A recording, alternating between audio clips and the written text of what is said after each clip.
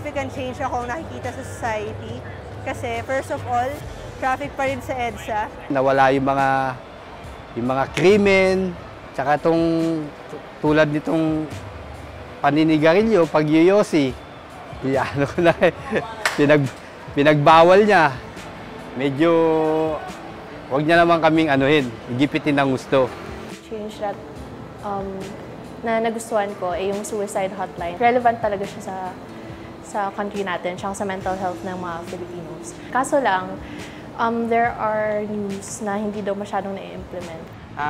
Ang nakita ko lang pagbabago sa Administrasyon Duterte ay pinaupo niya yung mga progresibong organisasyon katulad ni Secretary Judy Taguiwalo, ni Department Secretary Rafael Mariano at Secretary Lisa Masa ng National Anti-Poverty Commission.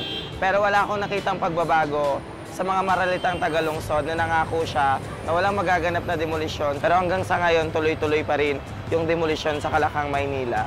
More people are scared, especially those from the marginalized sector.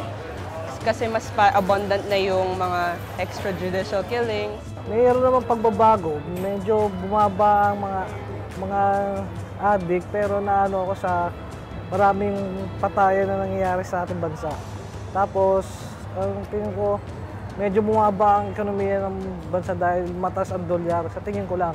A more detailed narrative contained in my report to the people will be released soon.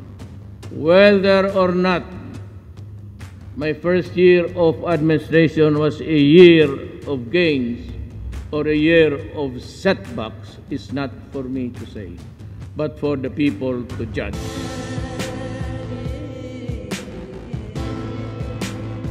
Marami na pong kanyang mga pangako lalo na sa mga manggagawa. Tatanggalin na po daw niya yung kontraktualisasyon. So hanggang kami po ay tinanggal sa trabaho at nagwelga. So pinapaabot po namin sa kanya na nasa na po yung mga pangako niya sa mga manggagawa.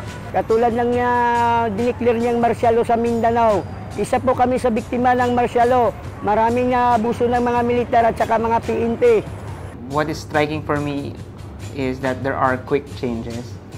Well, both positive and negative, yung quick. Yung mga pinangako niya, hindi natupad naman. Pero yung quick changes kasi might also mean impulsive changes. I like the idea of eliminating drugs.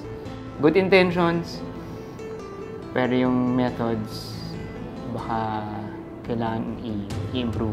In the past year, we've seen a lot of change, but if anything, this change has somewhat divided our country.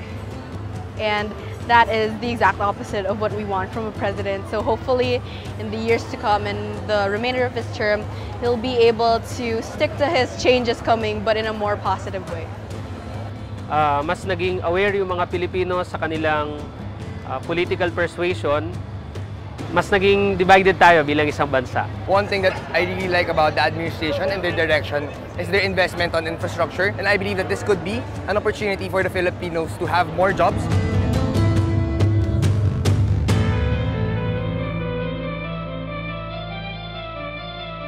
Let us work together and lay a new foundation upon which a better Philippines can be reconstructed.